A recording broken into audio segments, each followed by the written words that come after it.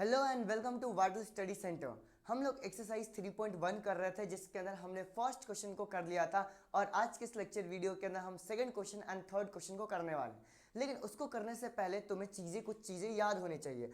अगर कुछ चीज़ें याद करने को बोलो तो क्या तुम्हें याद है कि हमने कहीं ना कहीं कुछ कंडीशंस पढ़ के रखी हुई हैं जो मैंने फर्स्ट वीडियो के अंदर तुम्हें समझाया था। वो कंडीशन फिर से जरा मैं याद दिलाता हूँ क्योंकि अभी ये इस क्वेश्चन के अंदर काम आएंगे। देखो कंडीशन क्या था हमारे पास कि अगर हमारे पास a1 अपॉन में a2 is not equals to b1 upon में b2 होता है। अब क्वेश्चन आता है ये a1 b1 b2 क्या था हमारे पास, तो मैं क्या बोल रहा हूँ कि a1x प्लस में b1y प्लस में c1 इज इक्वल टू 0 और a2x प्लस में b2y प्लस में c2 इज इक्वल टू 0। ये हमारे पास स्टैंडर्ड इक्वेशन है pair of linear equation in two variable के। और उसी के अंदर ये a1 a2 क्या है, कोएफिशिएंट ऑफ x, ये b1 b2 क्या है, कोएफिशिएंट ऑफ y, और c1 c2 क्या है हमारे पास, कांस्टेंट। तो अगर हमारे पास ये a1 अपॉन में a2 is not equals to b1 upon में b2 होता है तो हम क्या बोलते हैं कि लाइंस हमारे पास क्या होंगी, इंटरसेक्टिंग। इंटरसेक्टिंग से याद आता है कि कितने पॉइंट पे इंटरसेक्ट करेगी, तो पता चलता है कि एक पॉइंट पे इंटरसेक्ट करेंगे तो हमारे पास सॉल्यूशन कितना आएगा, तो ये भी हमारे पास वन सॉल्यूशन आएगा। सही है। और अगर सॉल्यूशन आ रहा है तो ये क्या होंगे, कंसिस्टेंट। ठीक है, डन। क्योंकि हमने बोला था कंसिस्टेंसी डिपेंड करती है सॉल्यूशन के आने पे। अगर सॉल्यूशन आएगा तो कंसिस्टेंट होगा, सॉल्यूशन नहीं आएगा तो इनकंसिस्टेंट होगा। चलो दूसरी कंडीशन क्या थी, अगर तुम्हें याद हो तो a1 अपॉन में a2 is equal to b1 upon में b2 is not equals to c1 upon में c2। अगर हमारे पास शुरुआत की दोनों वैल्यू इक्वल है एंड तीसरी वैल्यू इक्वल नहीं है तो लाइंस क्या होती है हमारे पास, पैरेलल। अगर पैरेलल होगी तो कितने पॉइंट पे इंटरसेक्ट करेगी, एक भी पॉइंट पे इंटरसेक्ट नहीं करेगी, तो इसको हम क्या बोलेंगे, नो सॉल्यूशन। कहीं पर भी सॉल्यूशन नहीं आएगा। और जब सॉल्यूशन नहीं आएगा तो ये क्या होगा हमारे पास, इनकंसिस्टेंट। ठीक है, और ये क्या था हमारे पास, कंसिस्टेंट। वैसे लास्ट वाला हमारे पास पॉइंट क्या था, लास्ट पॉइंट ये था कि a1 अपॉन में a2 is equal to b1 upon में b2 is equal to c1 upon में c2। अगर ये तीनों इक्वल होते हैं तो लाइन एक के ऊपर एक आती है। कितने सॉल्यूशन होते हैं, तो इनफाइनाइट मेनी सॉल्यूशन होते हैं, और ये क्या होता है हमारे पास, कंसिस्टेंट। अभी इसी टेबल का इस्तेमाल होगा, चाहो तो कॉपी में जरा निकाल लो टेबल और एक बार जरा वीडियो पॉज करके उसको रिवाइज कर लो ताकि हम अगले क्वेश्चन को फटाफट फटाफट कर सके। देखो अब हमारे पास क्वेश्चन क्या देके रखा हो, जरा पढ़ते हैं। ठीक है, देखो on comparing the ratio a1 upon में a2 b1 upon b2 c1 upon में c2 find out whether the lines representing the following pair of linear equation intersect at a point or parallel और coincident. मुझे सबसे पहले ratio को compare करके मुझे ये बताना है कि लाइंस इंटरसेक्टिंग होंगी, पैरेलल होंगी कि कोइंसिडेंट होंगी। तो हमारे पास ये standard form of equation already दे के रखा हुआ है। तुम जरा मुझे बताओ कि अगर मैं यहाँ पे a1 अपॉन में a2 निकालूंगा तो क्या x का कोएफिशिएंट 5 अपॉन में 7 हो जाएगा। सही है। जब मैं यहाँ पर b1 अपॉन में b2 की वैल्यू निकालूंगा तो ये क्या हो जाएगा, -4 अपॉन में 6, जो कि कैंसल आउट होकर कितना हो जाएगा, -2 अपॉन में 3। क्योंकि यहाँ पे कैंसल आउट नहीं कर सकते तो हमने यहाँ पे कैंसल आउट नहीं किया। क्या ये दोनों की दोनों वैल्यू हमारे पास सेम है क्या, आंसर है नहीं। तो यहाँ पे मैं लिखूंगा कि a1 अपॉन में a2 is not equals to b1 upon में b2। और अगर हमारे पास ये a1 अपॉन में a2 is not equals to b1 upon में b2 है तो लाइंस क्या होंगी हमारे पास, इंटरसेक्टिंग। तो यहाँ पे क्या बोलूंगा कि लाइंस आर इंटरसेक्टिंग। ऐसा क्यों, क्योंकि a1 अपॉन में a2 is not equals to b1 upon में b2 की कंडीशन आ रही है। आगे बढ़ते हैं नेक्स्ट क्वेश्चन में। देखो इस क्वेश्चन में भी हमारे पास वही करना है। और क्या ये पहले से स्टैंडर्ड फॉर्म ऑफ इक्वेशन में देके रखा हुआ है, जी हाँ। तो सीधे अपन वैल्यू निकालते हैं, a1 अपॉन में a2 is equal to 9 upon में 18। जब मैं कैंसल आउट करूंगा तो क्या ये मेरे पास 1 अपॉन में 2 आएगा, 9 2 ज़ा 18।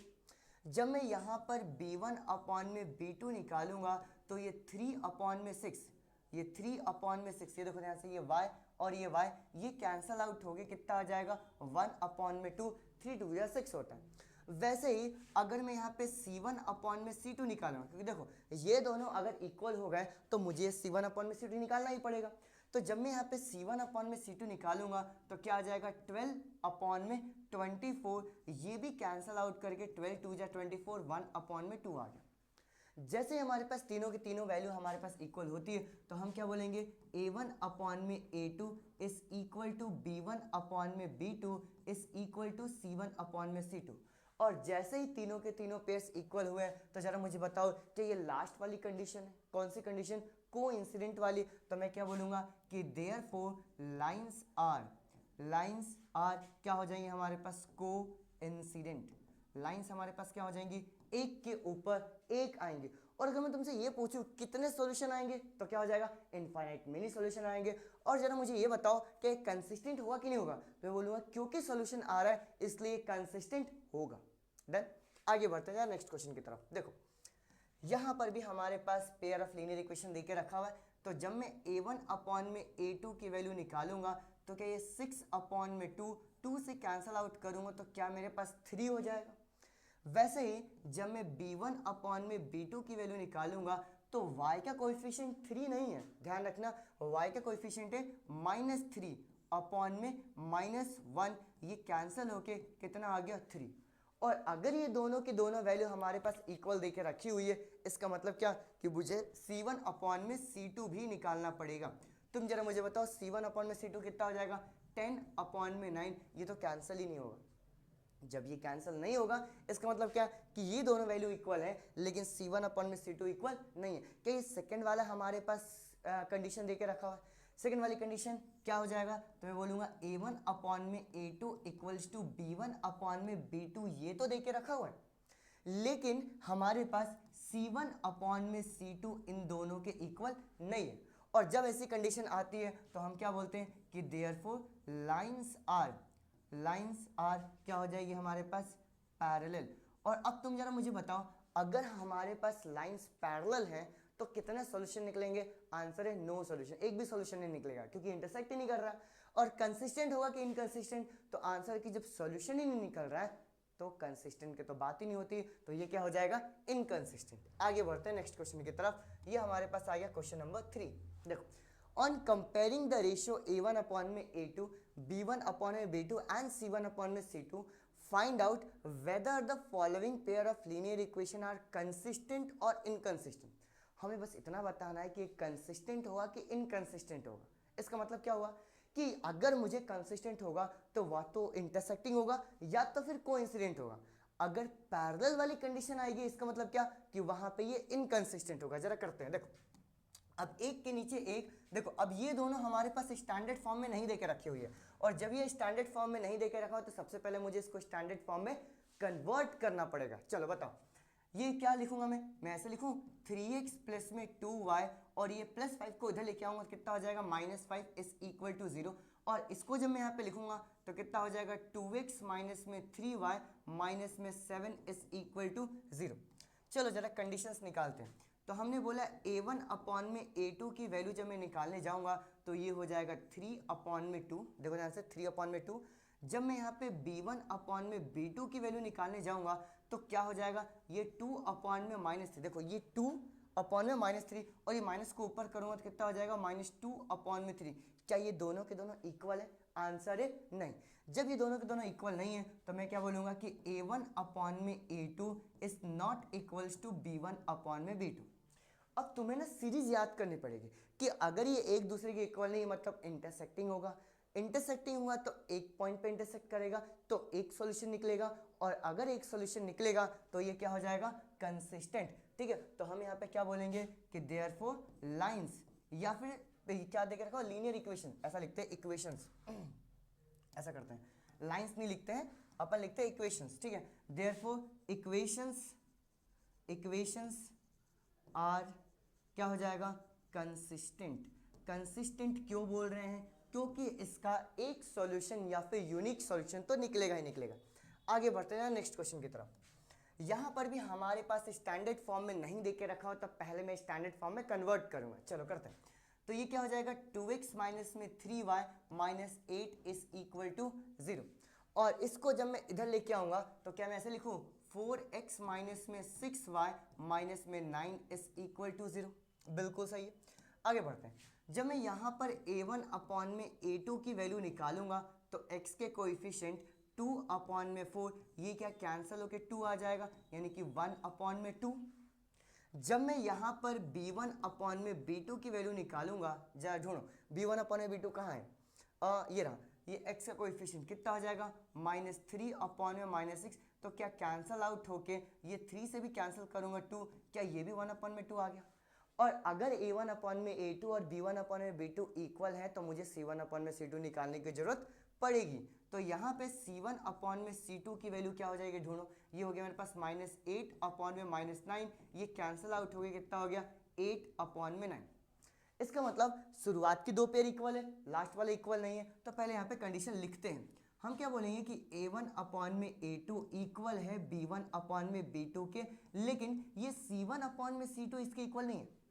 और अगर ये c1 अपॉन में c2 इक्वल नहीं है तो क्या लाइंस एक दूसरे के पैरेलल होंगी, और अगर लाइंस पैरेलल होंगी तो कहीं पे इंटरसेक्ट नहीं करेंगी, और अगर इंटरसेक्ट नहीं करेंगे तो कोई सॉल्यूशन नहीं आएगा, और अगर कोई सॉल्यूशन नहीं आएगा तो वो क्या हो जाएगा, इनकंसिस्टेंट। तो मैं यहाँ पे क्या बोलूँगा कि देयरफॉर इक्वेशंस, क्योंकि इक्वेशन के बारे में पूछा गया, देयरफॉर इक्वेशंस आर क्या हो जाएगा हमारे पास, इनकंसिस्टेंट, ये हो गया इनकंसिस्टेंट। ठीक है, डन, समझ में आ रहा है।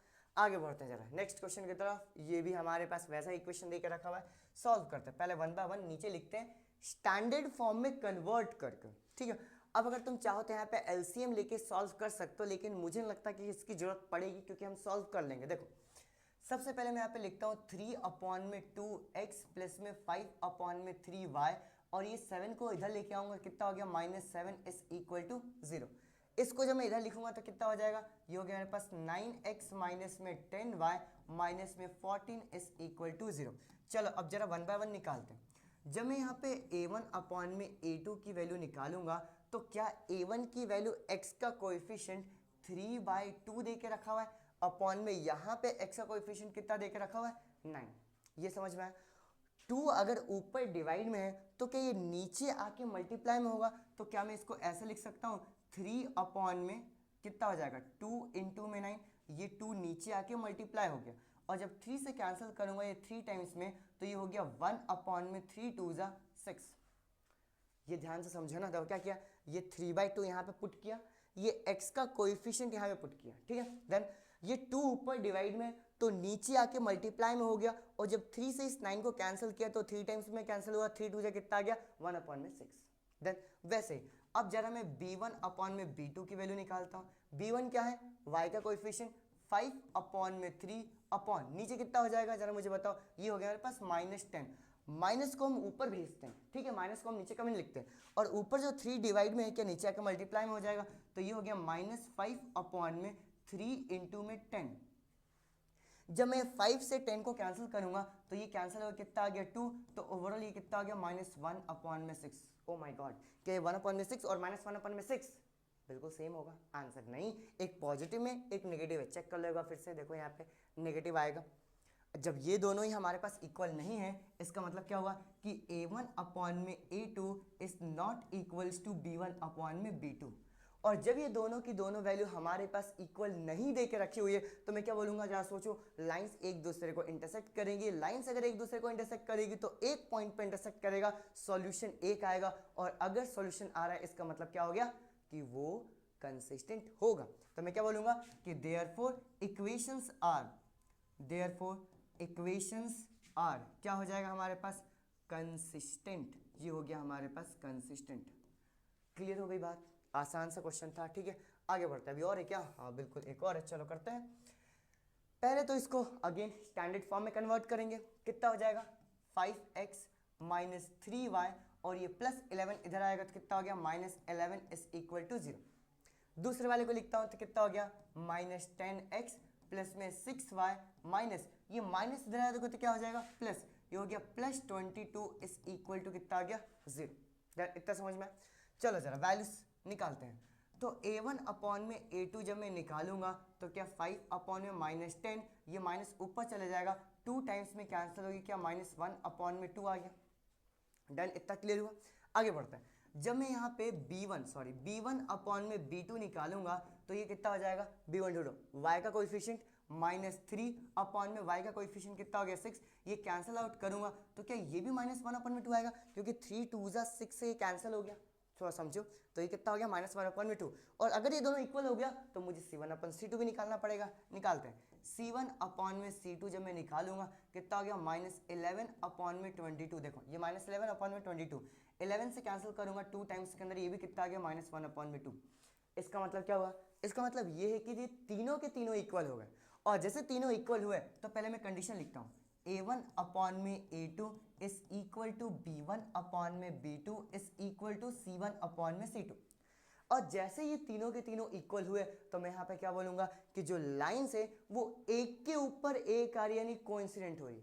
कितने पॉइंट पे मीट कर रही है, इनफाइनाइट पॉइंट्स पे, तो सॉल्यूशन कितने आएंगे, इनफाइनाइट। और अगर सॉल्यूशन आ रहे हैं इसका मतलब क्या, लाइंस क्या होंगी, कंसिस्टेंट। तो मैं यहाँ पे क्या बोलूंगा कि देयरफॉर इक्वेशंस आर क्या हो जाएगा, कंसिस्टेंट।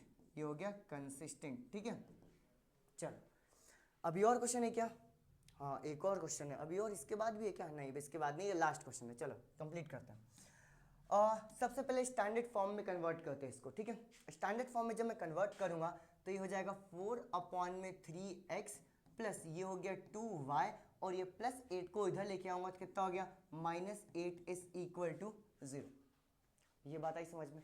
चलो दूसरे वाले को कन्वर्ट करूंगा तो ये कितना आ गया 2x प्लस में 3y माइनस में 12 इज इक्वल टू कितना आ गया 0। अब मैं यहाँ पे निकालता हूँ पेयरिंग्स। चलो ढूंढते हैं। ये हो गया A1/A2 की वैल्यू जब मैं निकालूंगा तो x का कोएफिशिएंट क्या है 4/3 में नीचे कितना आ गया 2।